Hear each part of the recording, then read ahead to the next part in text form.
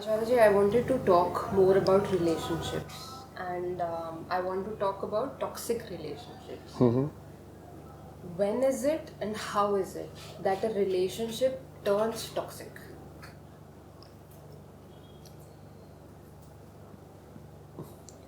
We have to go to the very beginning of the relationship. Most of the times, a relationship does not really turn toxic.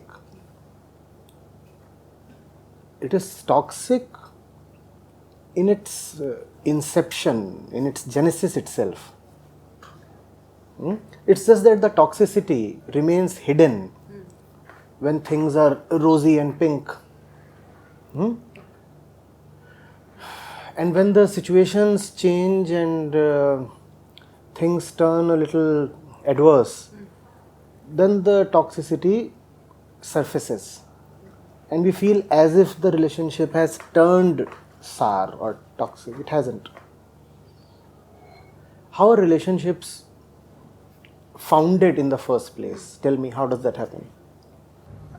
So it's usually, a common, someone you see more often, like if, usually what happens is if you're in the same class. So somebody you get familiar with, you see them around a lot or they approach you. So first thing is, somebody has to be in your sensual field. Yes. The field of the senses.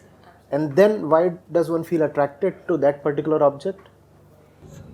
Because they fit a certain model that you like. So, your likes might be More similar. explicitly, how do most relationships take place? You have a certain need and you feel that the other person can fulfill it. It could be emotional, physical, sometimes even financial, right? Yes. So what's usually that need about? As in? I mean, why does a man feel attracted to a woman? Why does a woman go towards a man? What's the nature of the need? So they feel a certain lack, maybe, that the other person can help them with. A certain insecurity. A certain lack, a certain insecurity, right? Yeah. So that's how the relationship begins in the first place. You lack something within, and to make up for it, you are going to the other person. You are looking at the other person primarily in a utilitarian way. You want to use the other person. If you really want to understand things, we'll have to be blunt, right? You want to use the other person. It's not very different from exploitation. It appears like love, but you just want to use the other person as something that would plug a hole here or somewhere, right? Yeah, absolutely. The woman, for example, might have been conditioned by the body or the society to have somebody walking by her side. The man might again be driven by his physical needs or peer pressure to demonstrate that he too carries a partner or a consort. So that's how people feel attracted. Somebody's body is attractive, somebody looks a super achiever, somebody carries a lot of money, somebody is quite famous, and then you get drawn towards that person, right? Why? Because that's something that you would want to add to yourself. Can I have her body available to me? That will fulfill a certain need. Can I have her money available to me? Can I have his prestige or his power available to me? That would compensate for my lack of these things. So that's what is happening. Now the need that is there, somehow it happens that it never can get fulfilled. Be it a man, be it a woman, be it any person, all of us feel a certain hollow within. There is a void, there's an emptiness, an incompletion that constantly bugs us. We feel it. We feel it, and it is for the sake of filling up that hollow, that we work so much, that we do much of what we do, including striking relationships. So that's how you get associated with someone. But we said the need cannot really be met by anybody. So what would happen now? I have brought something home, and that which I have brought home is not doing what I expected it to do. Won't I be annoyed? Resentment. There is resentment. There would be resentment. And in many cases, it can take the form of very obvious toxicity. You may even get physically violent, or there could be micro episodes of subtle violence continuously. You might probably be cultured or sophisticated enough to not physically beat up the other, but through your expressions, through subtle hints, gestures. So through all those little things that we do throughout the day with our partners. Because we know their buttons. We know their buttons, so we can play around with things. All the non-verbal communication and all such stuff. So we keep on beating up the other in subtle ways. We keep on hitting the other, hurting the other. Why? Because we are hurt in the first place that the other is not giving me what I really need. That's at the root of toxicity. A relationship that is founded on flawed principles in the first place. And if the relationship is flawed in the first place, then you cannot avoid toxicity later on. Toxicity is bound to surface. So, the common refrain that is there and the poetic expression that says that relationships have changed. Poets love to put it that way. They say, relationships have changed, much like the weather.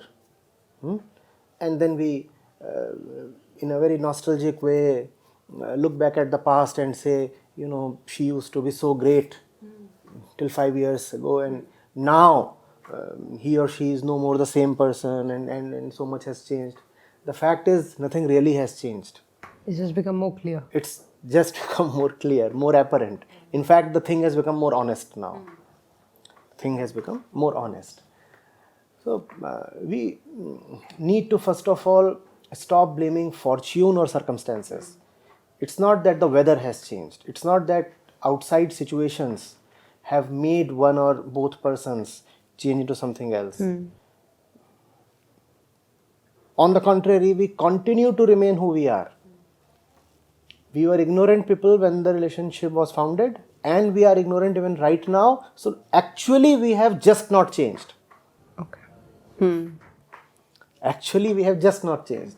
The relationship has just not changed. Maybe she is your girlfriend of 20 years vintage. Maybe the relationship took place when both of you were 16. And maybe now you are 36 and you keep breaking each other's head. It appears that in 20 years so much has changed, but the fact is that both these 36 years olds are still 16 or not even 16 in the mental sense. They have not changed. Because change in the positive, in the affirmative sense is about growing up. You have not grown up. So the old toxicity is just finding expression. So it's also, maybe if I would understand it, I would understand it that if you're not learning from life, then life kind of hits you harder and harder and harder. Yes. Life keeps peeling layers off your personality. And beneath all these layers is hidden the toxic core. What life and time and experience do is that they keep on removing the veneers, the layers that hide what lies within us. And so things get exposed. Of course, life also keeps adding layers, but then that's a different thing. Alright. So why do people not leave such relationships once you see that it is a toxic relationship, or maybe they don't see it, but you can see that day in and day out you're getting into the same violence, same extortion, same embarrassment, same resentment. Awkwardness and all. So why do people just not leave, or would you advise them to leave in the first place? Leave as in physically leave. Physically, as in at least be separate from each other, so In that the sense of not staying together. not staying together, not being in the relationship, Not staying in the same house or the same room. That's what you mean by splitting up, right? The thing is, sometimes a lot you do better when you're away from that person. You see, that might be a temporary kind of measure, and that measure might be needed sometimes to temporarily stop seeing the other or stop staying with the other, living with the other. But then that won't help much. The real solution to toxicity is maturity. This kind of separation is advisable only to those who do not have the appetite for maturity. If they say that we cannot have the real solution, we do not have it in us to implement the real solution, just give us some kind of a painkiller. Okay. We can't have a surgery, just give us some analgesic that we can keep on having continuously and somehow subside our pain. Then maybe this would work for them, right? Separate physically, break up or go for a divorce. But that's not the real solution. That's not the real solution. The real solution is to see what is really going on. The real solution is to first of all heal oneself by acknowledging in an honest way that one is not a victim, at least not a victim of the other. One is just suffering due to his own mischief and ignorance. The moment you stop charging the other or holding the other responsible for your problems, much changes. You have to see that you are responsible for the rut you are in. And not only are you responsible for the rut you are in, you are probably to some degree also responsible for the rut the other is in. And then not only do you stop totally vilifying the other, it is possible that you may even develop some kind of a compassion towards the other. Otherwise, blame and vilification are so easy, are they not? I am in a toxic relationship usually translates to the other fellow is toxic. I am in a toxic relationship means the other fellow is toxic. I do not advise people to separate usually. Not because I am an advocate of marital continuity, not because I am some kind of an anti-divorce activist or something. Not that I am in great awe of the traditional institution of family and marriage. Not for those reasons. It is because I see it as an act of escapism and cowardice. To just drop the other person and run away should be absolutely the last option. And that last option should be exercised after you have honestly tried everything else and it has failed. 999 out of 1,000 times, something would work out for you. It's not that everything would be insufficient. When absolutely nothing seems to be working, then fine, leave the other person. And even then, the leaving or separation part, I feel must be temporary. Okay. Never strike someone permanently out of your life. Nobody deserves this kind of apathy or hatred. You can do that. You can very well say, no, I don't want to carry this relationship or that person forward anymore with me. You do that. But that would leave you a little smaller than what you could have been. The decision to chuck somebody out from your life would leave you a little poorer. It would deprive you of a certain richness in life. So it is not merely the other that you are hurting by kicking him out or by yourself walking out. You are hurting yourself as well. An obstinate person is a headache, is a challenge. When I say obstinate, I mean obstinately toxic. So an obstinately toxic person is a challenge, but also an opportunity, is he not?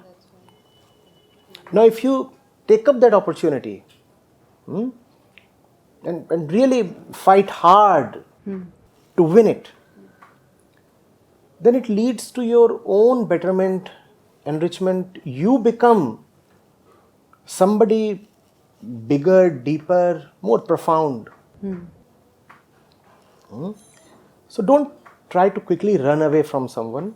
That also does not mean that you continue to bear violence or hardships or abuse. No, not at all, not at all. Obviously, that is something that you have to take care of by whatever means. The emphasis is on not quitting. And when I say not quitting, I do not mean that the husband must not quit as husband and the wife must not quit as the wife. Do quit as a husband, no issues, but never quit as a person. Don't forget that you have been with this fellow for 2 years or 20 years, whatsoever. You have spent a part of your life with this person, and it's an opportunity. It's a part of your basic humanity. It's a part of being human. Not to dump the other when the other too is in distress. You might say, but the other does not look in distress. The other is in fact an exploiter, a violent person. One who is doing all these things, shouting, shrieking, biting, hitting, scratching, is surely not in a good mental state, right? See whether you can be man enough or woman enough to really redeem that person. It is very alright, I said, to change the name of the relationship. You need not carry the same names that you gave yourself at the beginning of the relationship. In fact, you should give up those names as early as possible, because it is those names that are at the root of toxicity. Don't carry those names. Drop those names, but don't drop the person, please. So, husband-wife relationship, violent, let's say, and so how do you stop being the wife suddenly? Or how do you stop being the husband just like If needed, move out of the house. No issues. If needed, move out of the house. See what practical arrangement you can make for the kids.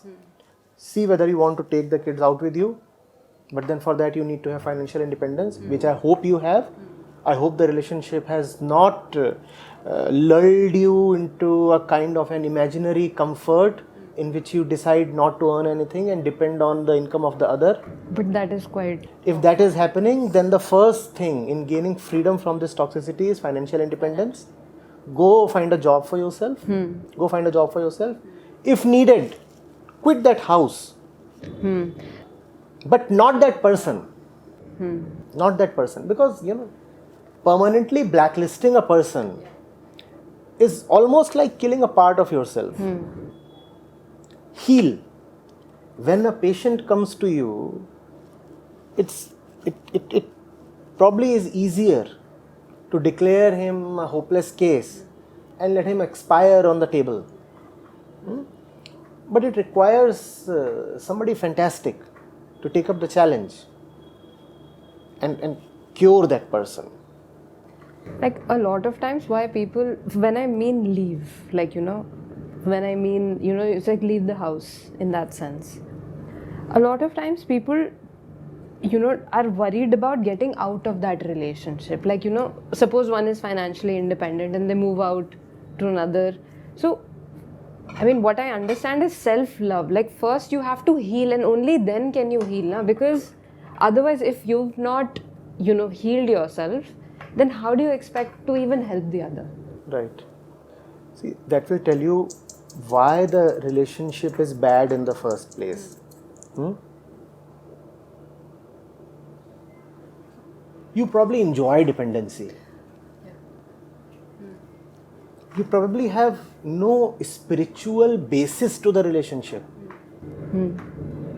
Now, this dependency was a very happy thing as long as you were being provided for by that person. Yeah.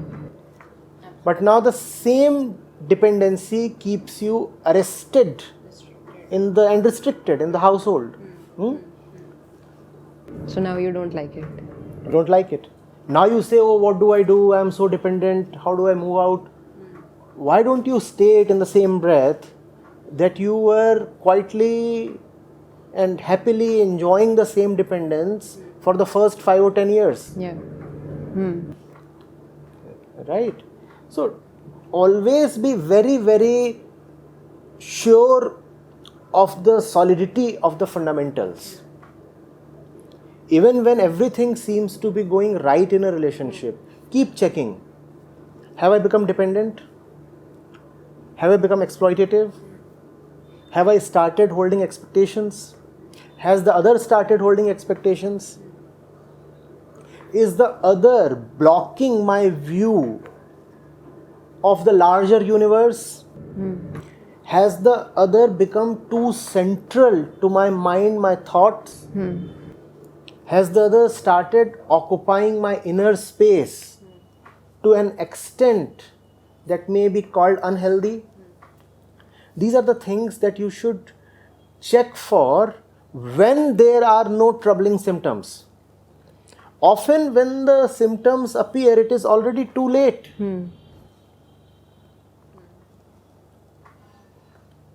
Getting it? Relationship going bad is a euphemism really, and it does not really clarify what is going on. Relationship going bad means the minds of the two people in the relationship are bad. And if their minds are bad, it's not only this one particular mutual relationship that would be bad. All of that. All their relationships with all possible conceivable objects in the universe would either be bad or waiting to show up as bad. So, a bad relationship fundamentally indicates a bad mind. And what is a bad mind? When I say a bad mind, I'm not talking in the sense of morality or ethics. A bad mind is one that does not know itself. A mind that has no self-knowledge is a bad mind. A mind that is obsessed with the world and its enthralling objects is a bad mind. That's the bad mind. You should have some clarity about what is really going on. You should know your body, you should know your thoughts, passions, emotions. You should have some inclination towards self-inquiry. If you do not have it, then you will suffer. Relationships just bring out the ignorance within us. So we blame relationships. Actually, it is ourselves that we have to blame. I think Osho ji also said this once, that in relationships you find out who you are. In who you are. Everybody, I mean, Krishnamurti was fond of saying this. But one cannot take that sentence and enter into a relationship to know them. Everybody is already in relationship. You see, if you are not formally or physically related to a person, aren't you still related to that person's idea? One might be chasing a girl and the girl is not responding.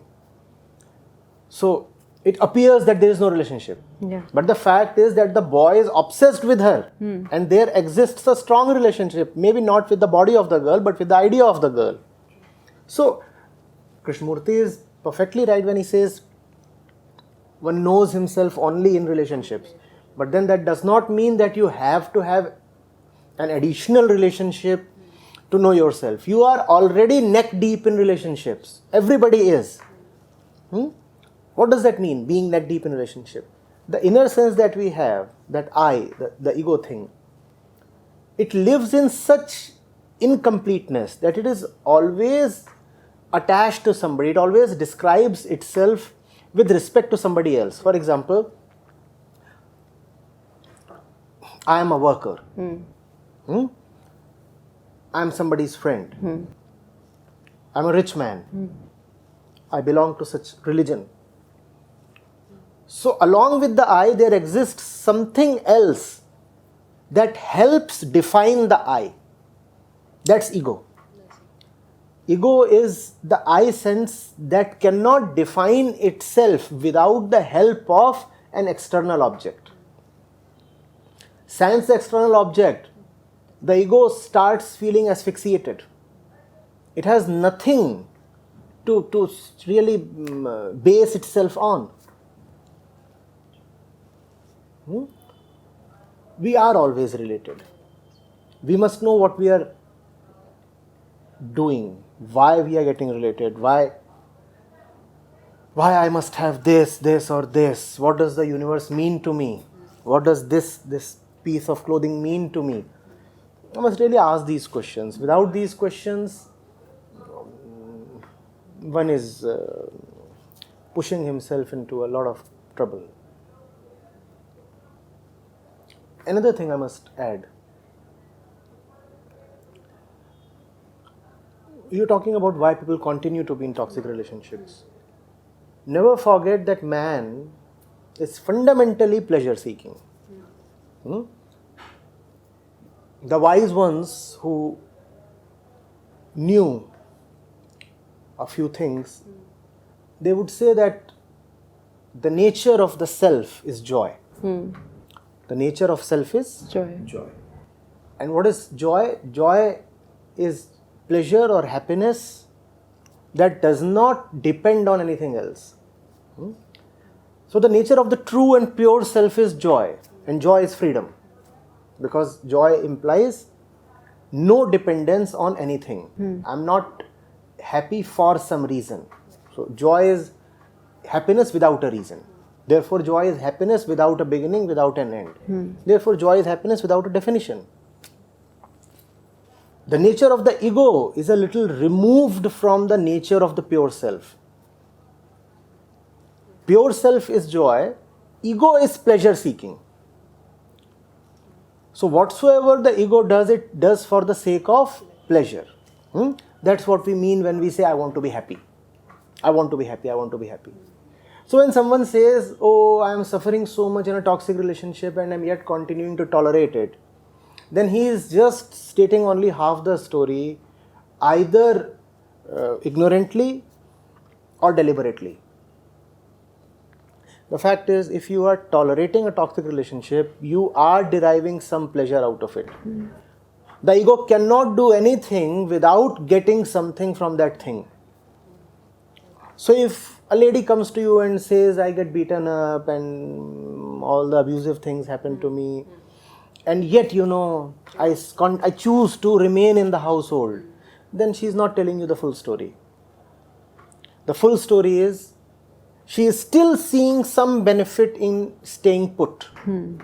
Otherwise, she would have just walked out long back. So you must ask her, what is it that you are tolerating all such abuse for? What is the return that you get? What is the return that you are getting? She might not be very willing to acknowledge because it is a little awkward, indeed shameful. But then that payoff surely exists. One has to give up the greed for that payoff. Once you have gone beyond the greed to get something in return for your humiliation, then you find that you are free of your humiliation. Nothing really happens to us without our consent. Don't I say that very often? Get rid of greed, and that freedom from greed is spiritual advancement. Otherwise, how can you have freedom from greed? Freedom from greed is not some kind of a bold decision coming from nowhere. Freedom from greed comes only from deep clarity about the nature of the self. Once you know who you are, only then it becomes possible to drop greed. Once you drop greed, you also drop fear and humiliation and all the misbehavior that you tolerate. Can I say that if you've dropped greed, you can save yourself from being exploited? Obviously. Because you see, it's a trade-off. It's a trade-off. You humiliate me, at the same time you offer me something, and when I weigh the humiliation against what I am getting, I find what I am getting A little. outweighs the humiliation, so I am prepared to take the humiliation. Now, outwardly and to others, I might keep saying that I do not like what is going on. But the fact is, it's a happy trade-off. So people don't end relationships because they're... Because there does exist a trade-off which they still take to be beneficial. If you really want to advise, counsel such people, you will have to demonstrate to them that the payoff is not positive. That the kind of abuse that they are tolerating or the kind of loss of life they are bearing is far more damaging and bigger than any perceived benefits that they might be getting.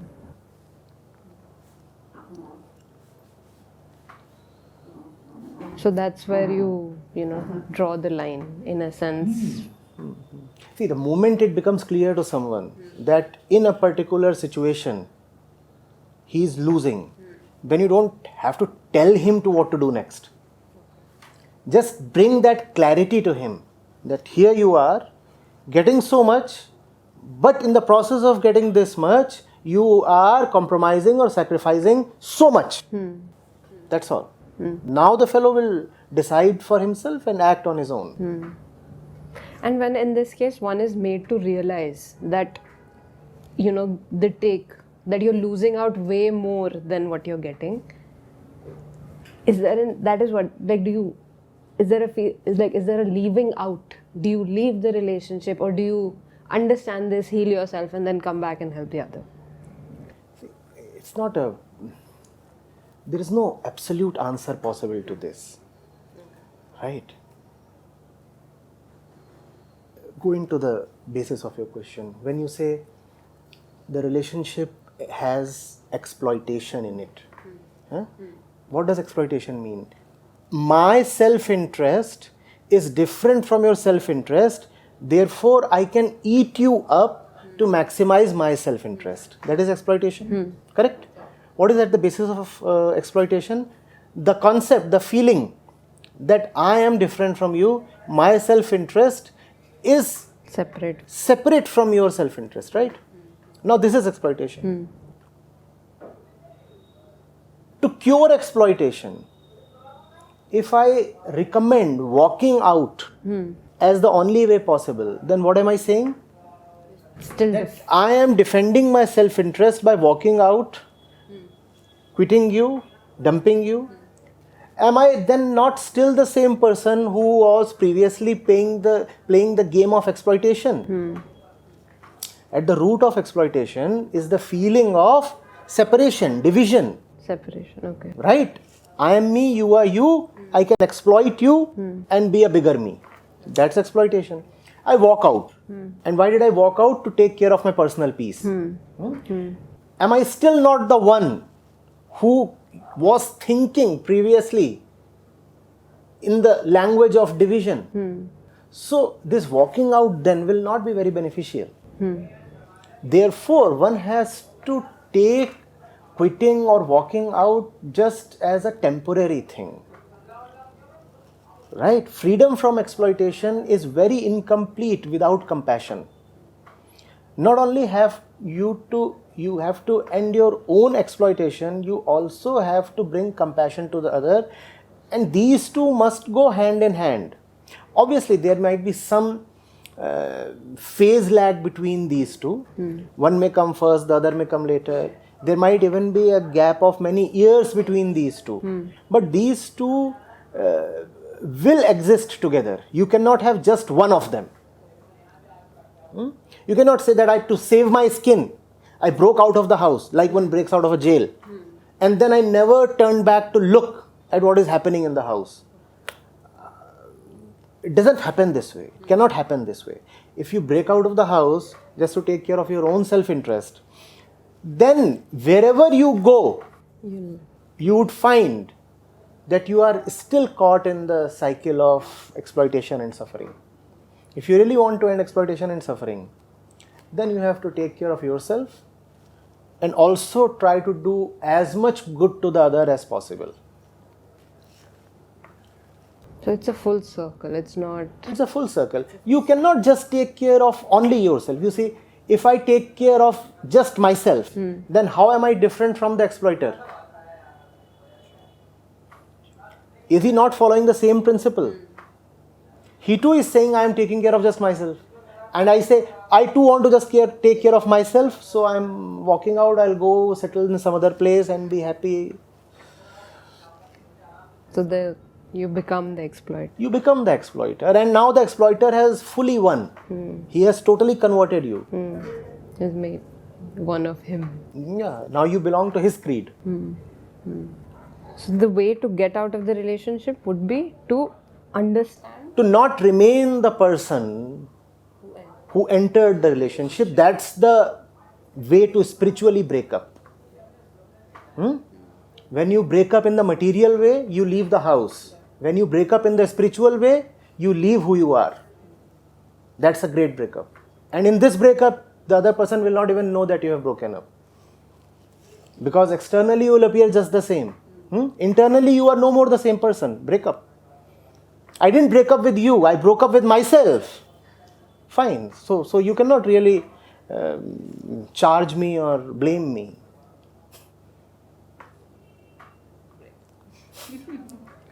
Art of breaking up.